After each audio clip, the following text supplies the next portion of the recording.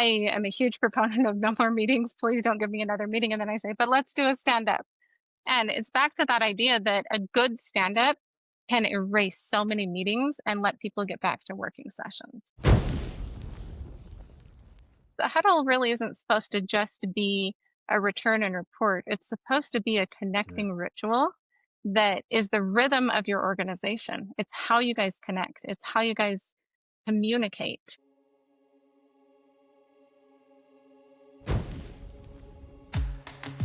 Welcome to KPI Fireside. Our mission is simple: to improve companies and to improve careers through continuous improvement. In every episode, we explore the spark, the moment, the mindset, or the method that ignites real change. Whether you're just starting out or leveling up, you'll find the insights and inspiration to fuel your next improvement. Welcome back to KPI Fireside, a continuous improvement podcast. Today on the podcast, we are excited to welcome Heather Everton. Heather is a dynamic leader in the world of operational excellence with over 10 years experience driving product and process change inside businesses, large and small. Heather has made a name for herself by turning big ideas into real, measurable outcomes.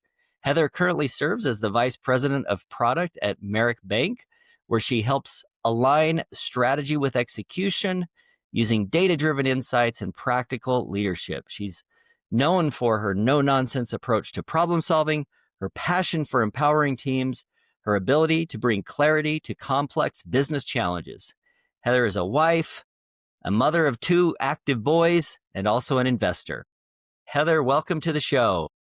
Hey, thanks, Keith. Thanks for having me today. Awesome. It looks like you are enjoying a little bit of the outdoors today. I do like to hang out on my back deck most summer days. This is where I set up camp. Awesome. So Heather, tell us a little bit, and maybe even without using a job title, but tell us a little bit about what you do for work. Yeah, I work in digital products. So I mostly help our teams at the bank with the software solutions they use. So every type of software, I focus on helping them connect the systems that their business processes with the actual systems of these digital tools, helping them, get some clarity, move away from really complex processes and simplify. Wonderful. So we'll just jump right into it. I want to get to connecting some of what you do with why you do it. What do you like most about your job? Now, one of my favorite things is as we're working through, we always start with what most people feel like is a really complex problem. And getting to that aha moment where it clicks and it makes sense and it feels simple. The simplicity on the far side of complexity is my favorite thing about my job and my favorite thing to help people accomplish. Wonderful. And you've had a number of operational, in businesses, operational roles. What kind of industries have you worked with and worked in? When I first started during college, I was working in a finance company. I started in their call center and I was able to kind of work my way up. I ended up helping them launch a payroll card product. And that was kind of my first introduction into product management, building a product for a specific audience, understanding what they need, how they work. And then I had the opportunity to go work for a software company. I was able to kind of wear almost every hat in that company, just try a little bit of everything, learn so much about, again, products and how they work, but this time from more of a technical perspective and really tapping into that software development lifecycle and how products get made from the software side. So that was a good decade of my life, and then kind of swung back into the finance sector, pulling those 2 pieces together. And you've worked in small companies and large companies. I'm curious if you could share for us any insights on things that are different in big versus small companies, or things that are just different in big or small companies, and then whether you like the differences in one or the other. That's a good question. One of the thoughts that comes to mind when I think about a small company versus a big company is, and I'm going to butcher this quote, but if you want to go far, go together. If you want to go fast, go alone. kind of that concept. Small companies move a lot faster than big companies. The bigger you get, the slower things go. Fantastic thing with a big company is you can go really far. And once they get to a certain size, they kind of have that never fail mentality, and that's an awesome thing to be a part of. But the pace really does slow down as you grow, and each level that you expand, you're going to see a little bit of that contraction in velocity. The other piece of it, though, is as I've kind of dug into larger organizations and how things work, it's just an amalgamation of small companies, right? Every department, every team, they kind of think about and run themselves as their own little small company. And the more they can do that, the better off things are, because then they can, in their own little pockets, go a lot faster, not get too weighed down. That's a very interesting insight. You are someone that takes initiative and likes to see things change and like to see things happen. What have you had to learn or adjust to in working with a big company about change management and working with people? Are there some lessons that you've learned about how to make change happen, in a bigger company versus in a smaller company where you can just do things if you want to do things? Yeah, the idea of just do it. That was kind of my mantra for a lot of my career. Just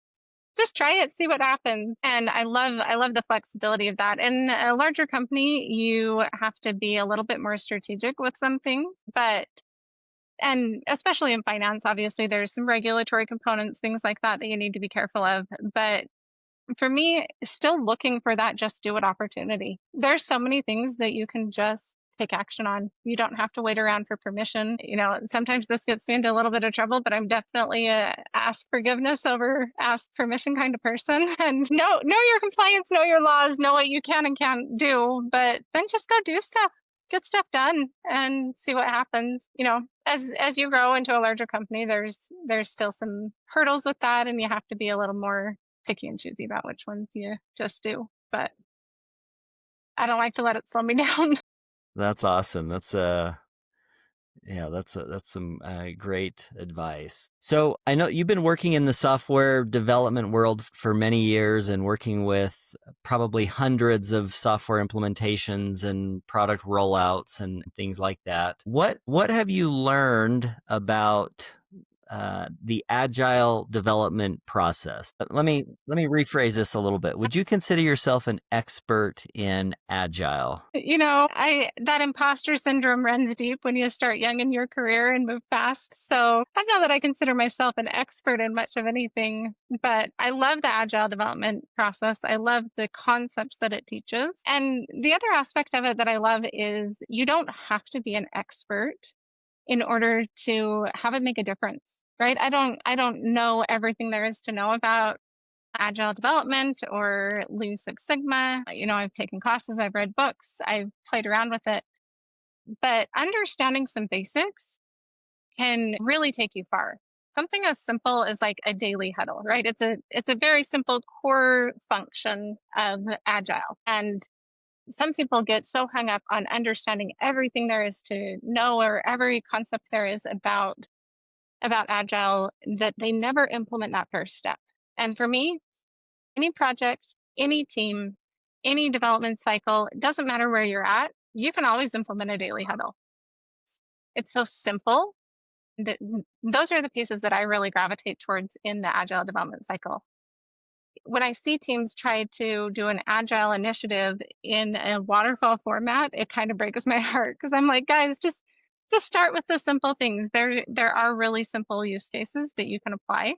And if somebody were to look at that project, they may not say, oh, that's an agile development lifecycle, or they're really following this method or that method. But if you just take simple action, you can see the impact right away of something as simple as like a huddle. So with for standards. anybody that might be listening that might not be completely familiar with what a daily huddle is, could you just describe for us a daily huddle is? Explain what that is exactly. Yeah, for me, a daily huddle is like it's the pulse of a company. It's how you know what is happening. It's a 5-10 minute stand up, usually where people are standing around together. Now that we're in more of a remote work environment, oftentimes they're digital, but it's just a coming together to check in. And the format can be really simple, but what I found is the more standardized that daily huddle is, the more effective it is. So when you show up and there's not a clear agenda and there's not a clear question of what people are trying to answer, it can kind of get off the rails. And a 10-minute stand up turns into a 30-minute meeting. And the last thing anybody needs is another meeting. But I'm a firm believer that with a 10-minute stand up, you can nix 10 meetings a day. So for me, it's just that simple. Everybody shows up, they check in, they report what they got done, what they're working on, what they're stuck on, and we can take that and turn it into working sessions instead of If meetings. I was, let's say I was working for you in your organization and I was new, you probably wouldn't hire me if I didn't know what a daily huddle was. But let's pretend for a minute that I didn't know what a daily huddle was and you were asking me to implement one. How would you tell me to do it? Like, what are the questions that I should ask? You know, my favorite questions are really simple. What did you get done? What are you doing next? Where are you stuck? And you can frame those any different ways. But as long as I know those three basic things and I know that about each area of my project, we can keep things moving forward really quickly. It's fun to throw in some additional questions. What are some quick wins or a little bit of variety, something to keep the energy of a huddle, because a huddle really isn't supposed to just be a return and report. It's supposed to be a connecting ritual that is the rhythm of your organization. It's how you guys connect. It's how you guys communicate, and it speeds up that feedback loop. But not if it's just a return and I report. love that word rituals about the purpose of the daily huddle and the idea of connecting with individuals. What are some differences about the way huddles might be ran for an in-person team versus a remote team versus a hybrid team that has some people who are in office and some people who are not in office? Yeah, what I've seen when it is an all in office team, getting people out of their desk and into a common environment is super valuable. Having people just stand next to each other and talk for a minute is fantastic. I'm sure we've all seen the kind of fun memes and things right now going around about people doing plank huddles or things like that to keep the pace up. And that really just taps into the culture of your company. But the connection and that in-person aspect is something you can only get when everyone is all there physically together.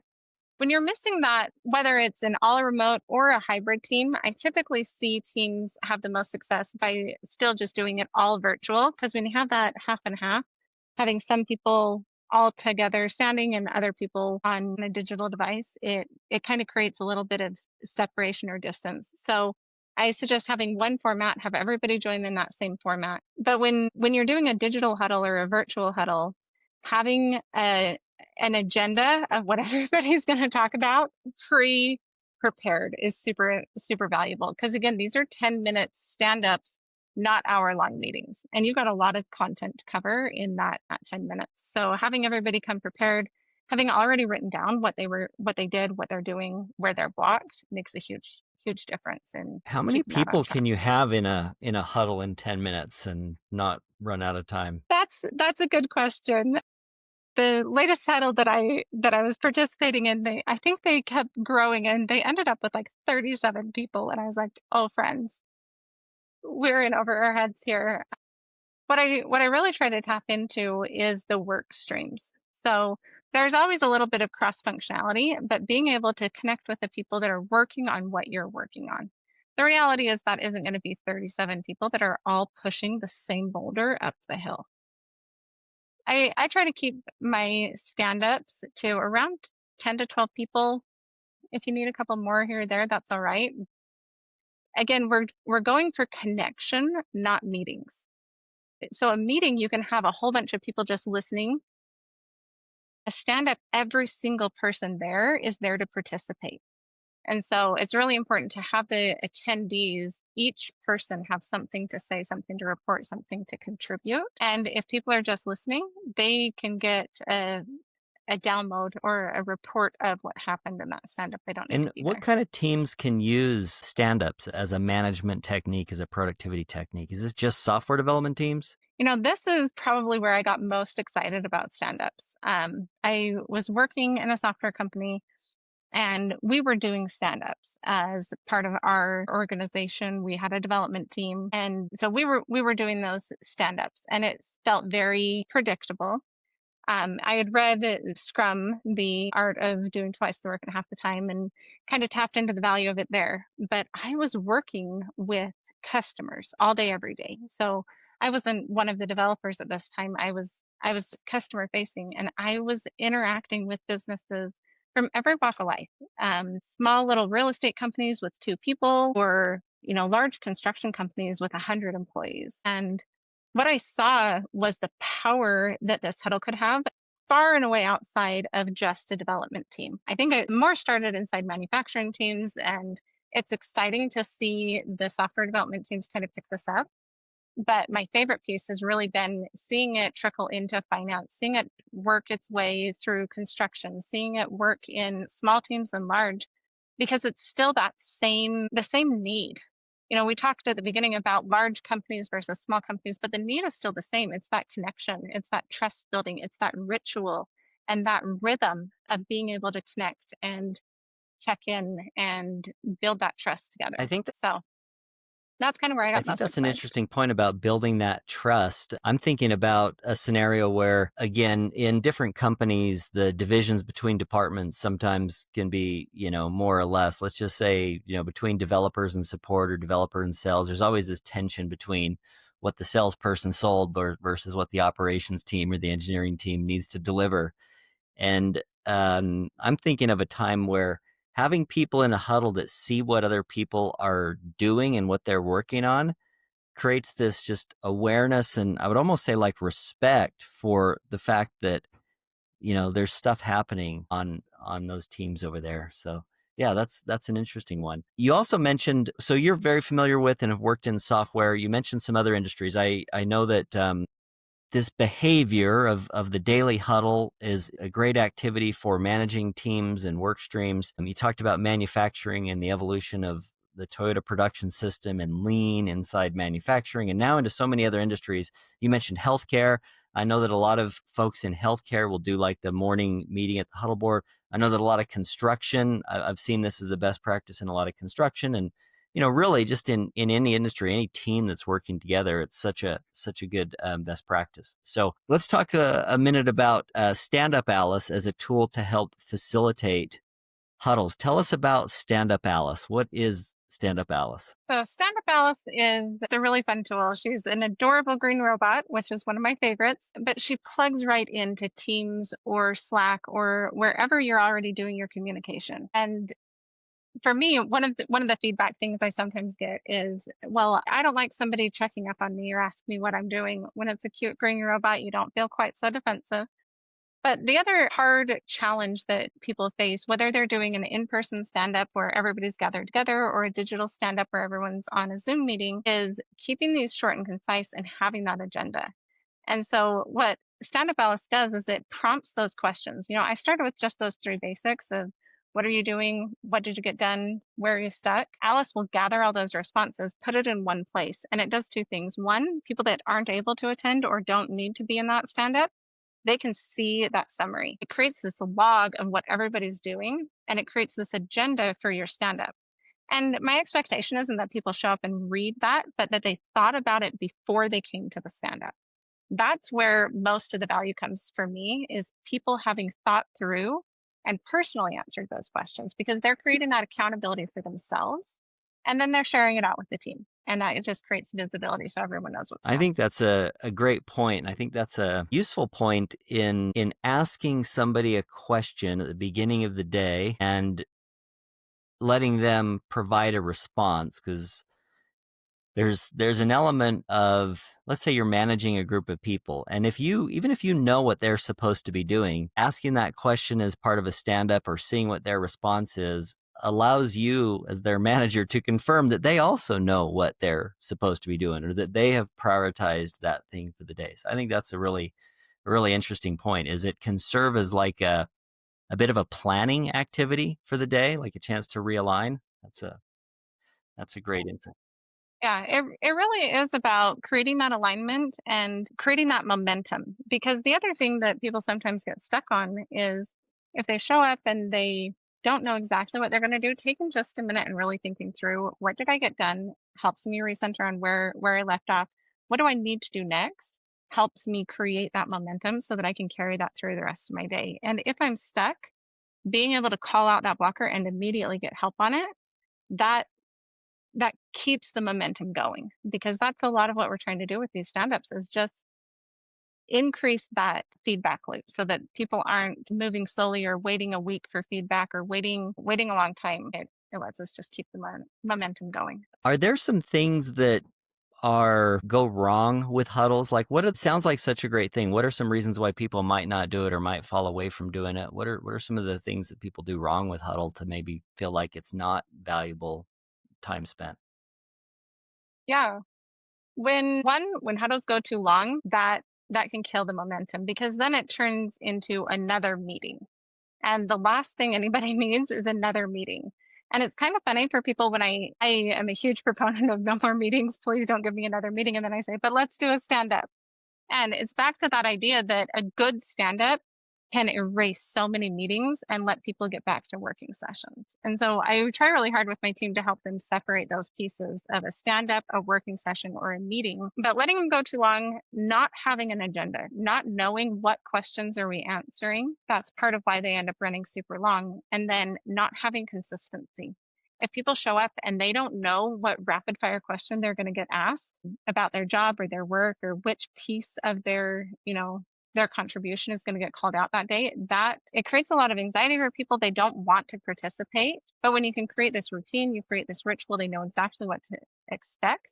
And you can still create the fun, engaging aspect of it so it doesn't get too boring, but they need to know what to expect. So let's see, along the lines of some things that go wrong with huddles right now, I'm thinking of some scenarios like maybe I'm stuck in the car and I haven't made it to the office yet and the huddle's starting, or somebody's trying to dial in and their connection's bad. Somebody's not prepared with their answer. Those are all things that can, go wrong with the typical huddle. What are some ways that Standup Alice can help alleviate some of those problems? Yeah, a couple of things with it is one, you can tailor when you're going to get prompted. And so different people need to have that question asked to them at different times of their workday, and it can be tailored to the individual, to their work stream. I also work across teams, right? People across seas, people on the other side of the country.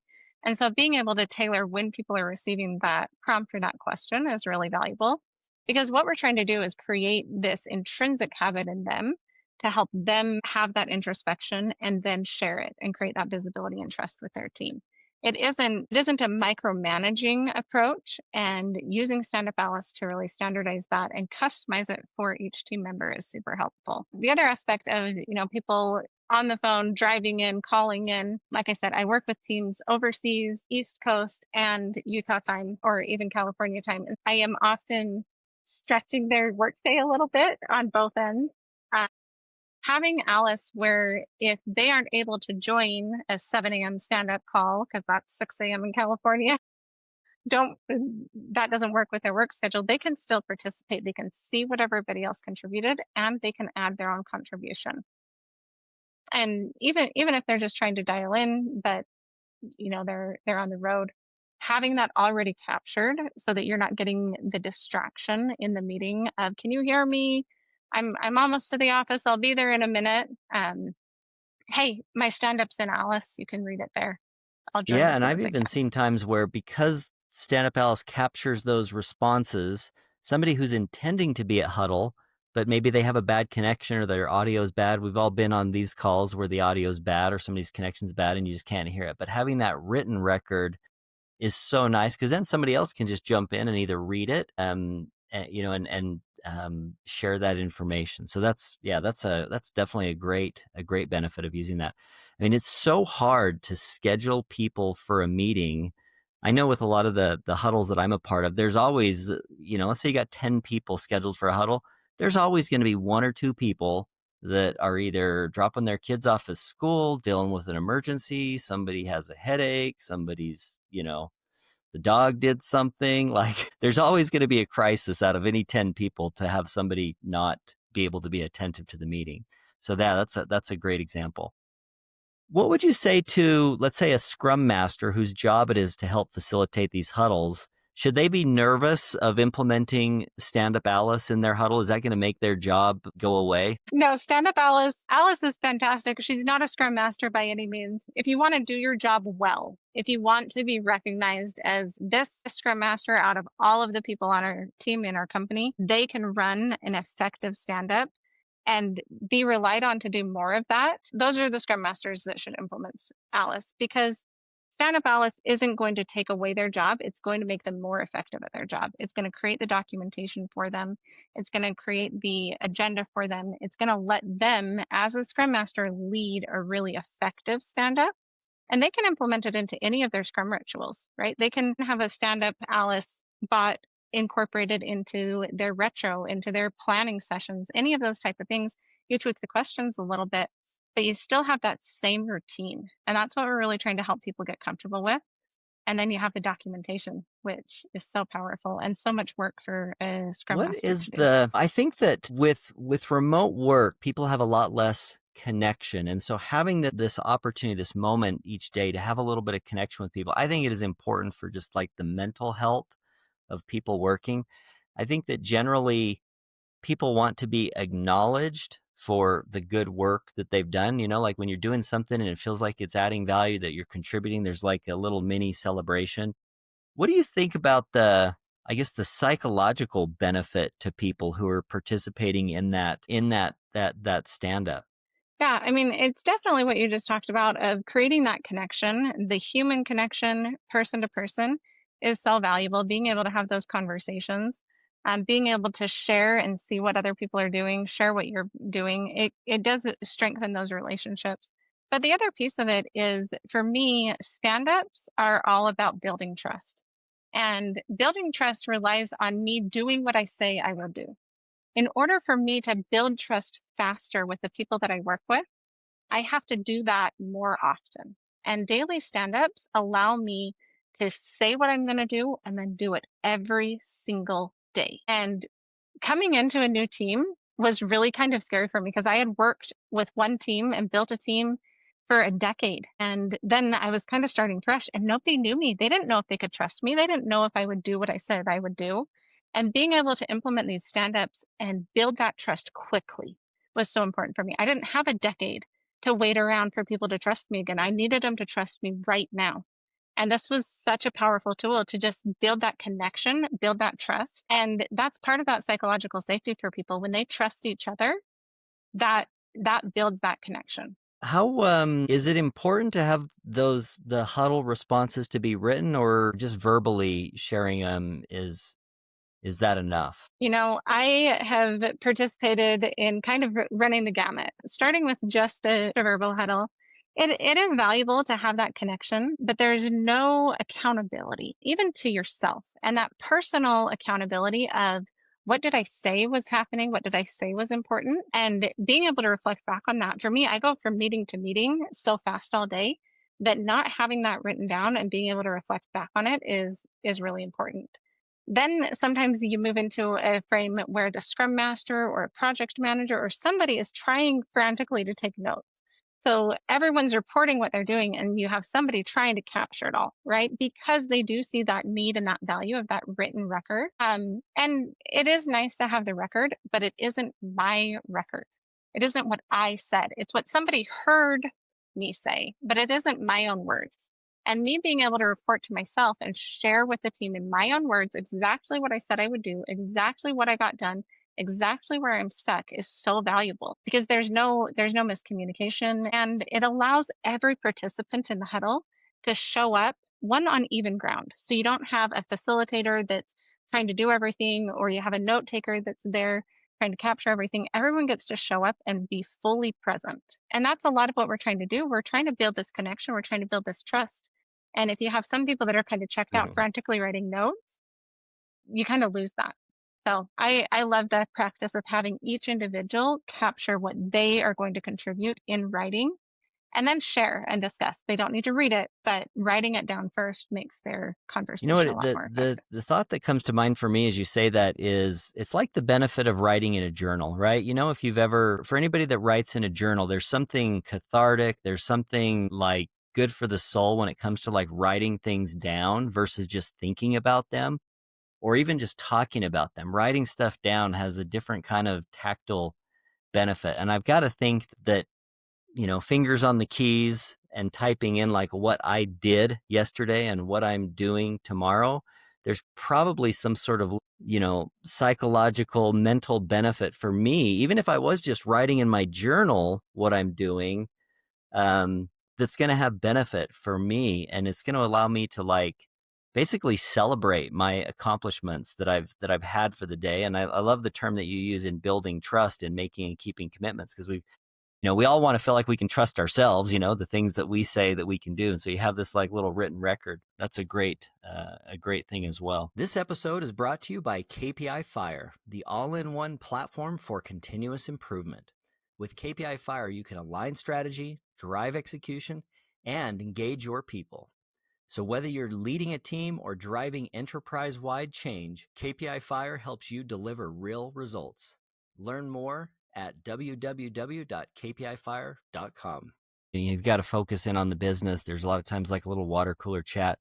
Using a tool like Standup Alice gives you an opportunity to add additional questions in. You mentioned the 3 questions. Are there any other questions that you've seen used or that you like to use to add into the mix there? Yeah, sometimes just for a little bit of variety, you don't have to do it every day. You can have a couple of questions that you can cycle through to create that variety, keep people engaged and coming to the stand up. Because, like we said, we want there to be that predictability so people know what to expect, but we want there to be enough novelty that it's fun and it's engaging. The other aspect of this is for teams that do work remote, this can be one of those most connective meetings for them where some meetings they sit and camera off, mic off, say nothing, do nothing, just listen for the whole meeting. This is a meeting that every single participant is equally contributing to.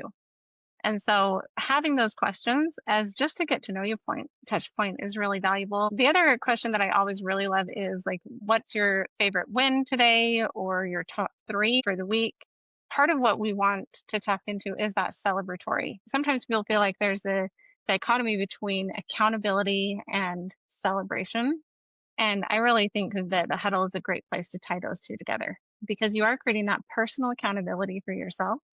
But if you can tie in what are the wins, what are the successes, it can kind of balance out that blocker piece because the blockers are so critical to raise, but sometimes feel a little bit negative. If you can throw in a question about your wins or your successes, that creates that momentum for the team to feel excited and Yeah, I've seen a few engaged. questions that I've seen used and we've used internally. One of them, something simple on a Monday, just what did you do over the weekend? Which, you know, it's really interesting to see what people are up to, and you know what, depending on the type of culture that you have, people will be more or less open. But if you are somebody who's trying to build a culture, a connectedness with people who aren't in the office face to face, shedding a little, opening the door to let people share what did you do this weekend is kind of an interesting thing. Another question that I saw that was a great one was what work are you most proud of recently?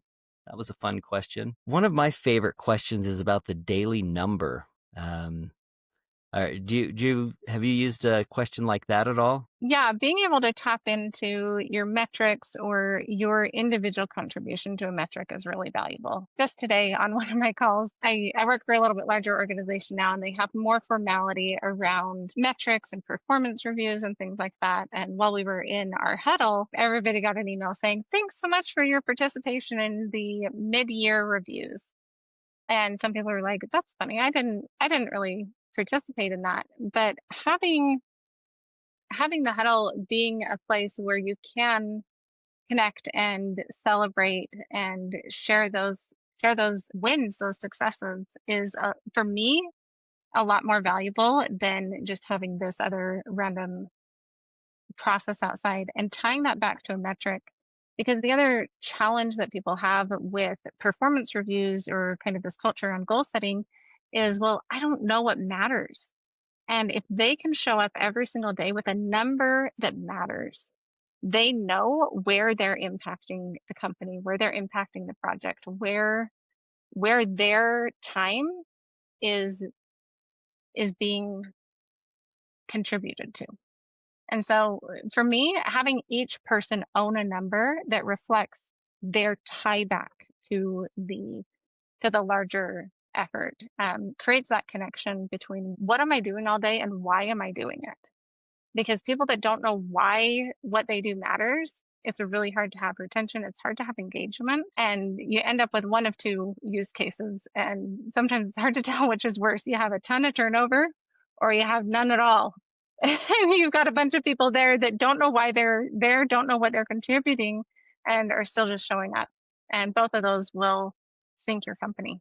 But if you can tap into a number where they know what they have to do to impact that number, it can kind of tie that together for them, make sure they know where So to for focus. folks that are familiar with Agile and the daily stand-up, there's another ritual known as the retrospective. And the idea in Agile is that the retrospective is this thing that you do periodically to look back on the prior period's work and figure out what you did right, figure out what you did wrong. Can I assume that we could use Standup Alice to capture insights for a retrospective as well? Yeah, absolutely. If you've ever ran a retro, especially with a team that isn't super comfortable or familiar with them, you can hear crickets. It feels like it is one of the most awkward, uncomfortable meetings because nobody wants to show up and point fingers, right?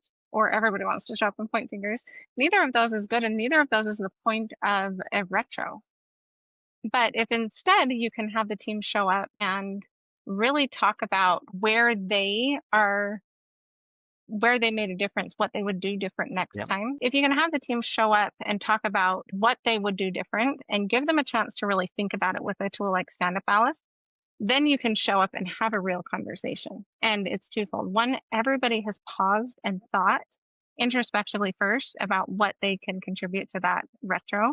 And two, you can take all of that feedback and information and organize a meeting around it before you end up blindsided in the meeting without one of the principles of continuous improvement, which Agile is a methodology designed to evoke continuous improvement, is this concept that ideas for improvement need to be shared by the participants, by the people responsible for running it. And I think that that's one of the key ideas of the retrospective. And by giving somebody a prompt, a question to answer, it's not like, hey, does anybody have any ideas for improvement? And then it's just crickets, but it's like, hey, we're going to have a meeting. We want everybody to share at least one idea for some sort of a process improvement that could be made. Like, what could we do different? What did we learn? Let me ask you this. What are some things that leaders or facilitators of these meetings need to be aware of or need to watch out for in terms of like helping avoid dysfunctional or disrespectful behavior in these huddles? That's a great question. There's a tricky balance between saying, hey, I'm blocked by something, and the specific individual that you need to help you, and that finger pointing that I mentioned a few minutes ago. A formalized huddle with a predictable expectation of how you're going to answer those questions is really valuable. So I love a tool like Standup Alice because it takes some of that emotion out of it and lets the tool speak for itself of here's where we're stuck, here's what I need. The other aspect of it is building that trust. We talked about how this is a connective meeting. It's meant to bring people together. When you trust somebody and you trust your team and you're meeting with them every day, that defensiveness and the disrespect that comes up in some of those meetings tends to disperse. And the more trust you build, the less disrespect you're going to have there. And then the third aspect of it is using this tool, using this meeting as a chance to teach assertive, respectful communication. Because people come into business, into work, and they have no idea what appropriate, respectful communication really looks like. Some people have a definition of it where they're essentially a doormat and they're disrespecting themselves, they're disrespecting the team, they're disrespecting the company by not saying what needs to be said. Other people come in with respect as a bulldozer and think they can drive everything by, by taking charge of the meeting. And by modeling this every single day and bringing the same group of people back together to practice this assertive, respectful communication, it works a lot better than just teaching the concept, having them practice it together every single day in I a think that's safe so environment. interesting. I think that I'll reiterate what you're saying, that as a leader or facilitator, somebody who's helping teach the members of a team, a Scrum team, a work cell, like how to work together, what's normal, what's accepted behavior. The use of that blocker question is one of those that sometimes takes a little bit of massaging, I guess you might say. Like I've had situations where after the meeting where somebody said they don't have any blockers, they'll say, "Hey, can I catch you for a few minutes after the meeting?" That's why I love those when you have the huddle and somebody's like, you have the stand up and somebody's got no blockers, nobody's got any blockers, and then afterwards you get a couple of messages like, "Hey, can we chat real quick? Can we chat real quick?" And somebody will say, "Hey, I need this from you. I need that." I'm like, "Hey, that's a blocker, and you're welcome to put that in." I call this a best practice, I suppose, but I try to be overstated in allowing people on my teams to mention me or things that they're waiting on from me as a blocker. Like if I'm your blocker, list it in your huddle every day until it's done, because I probably just forgot. I don't intentionally slow you down, but I do think that there's an important job of a leader to be done to help people get the use of that question right. That's a good one. Yeah, it's a tricky question, but where you're leading from that place of example and encouraging them to communicate with you respectfully about blockers on your side, it also builds that culture where, hey, if I can bring it up to my leader, to my boss, I can bring it up to anybody. And I also can have other people bring blockers up on my side without feeling attacked, because that's just how we do things around here. That's the culture of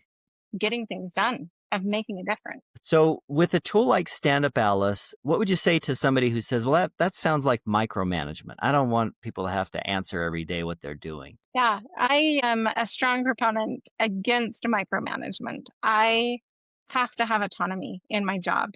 That's something that has driven me from every position I've taken, every company I've worked with. And the powerful thing about daily stand-ups and about a tool like Standup Alice is it builds that autonomy. It builds the ability for you to trust yourself, for you to trust your team, and for others to trust you. So having a daily stand-up isn't about micromanaging and enforcing what other people are doing. It's about alignment. And when you have alignment, you have a lot more autonomy. Implementing a tool to help you communicate what you're doing, why you're doing it, and making sure that you're aligned with people on what the priorities are isn't a version of micromanagement. It just allows everyone to do their best work in their own lane. I think that's a On great their own point. Yeah, pace. it's really more a tool of empowerment and I would say healthy and constructive accountability and not micromanagement. It's kind of funny though, because when I think about like a boss coming over my shoulder every day and saying, "What did you do yesterday?"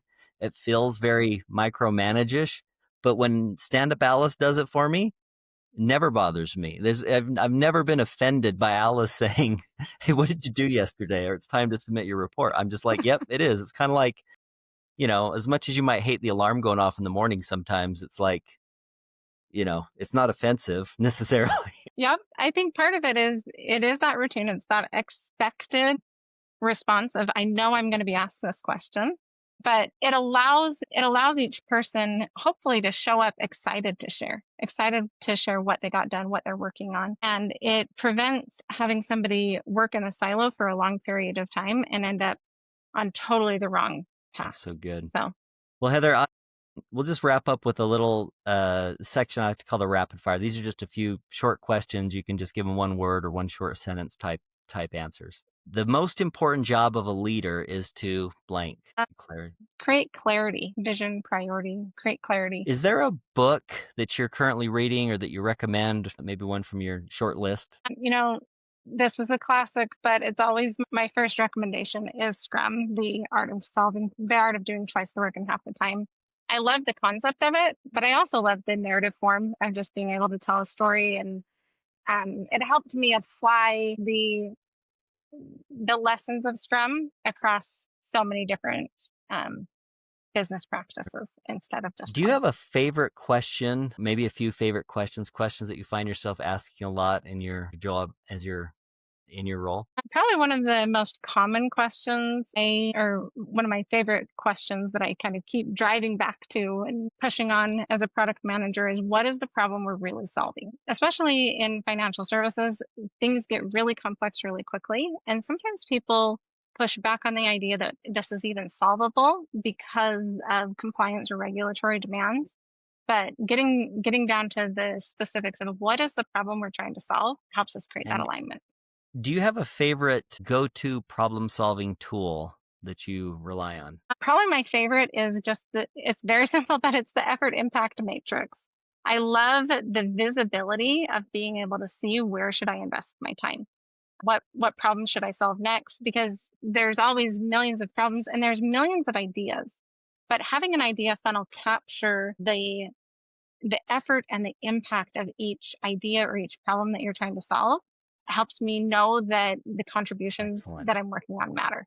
This is another finish the sentence. Continuous improvement is blank. Continuous improvement is the discipline. Love it. That's a great one. Heather, thank you so much for joining us here on the podcast. It's been super great to have a conversation with you. And thank you so much for sharing your expertise and your wisdom about daily management and stand-ups and just leadership in general. So thank you so much for joining us today. Of course. Thanks for having me. This concludes this episode of KPI Fireside, a continuous improvement podcast. If you have enjoyed today's episode, be sure to add a comment, like, follow, or subscribe, depending on the social channel. Share it with your friends or colleagues who are as passionate about continuous improvement as you are. You can find us wherever you get your podcast. And until next time, keep driving progress and sparking change.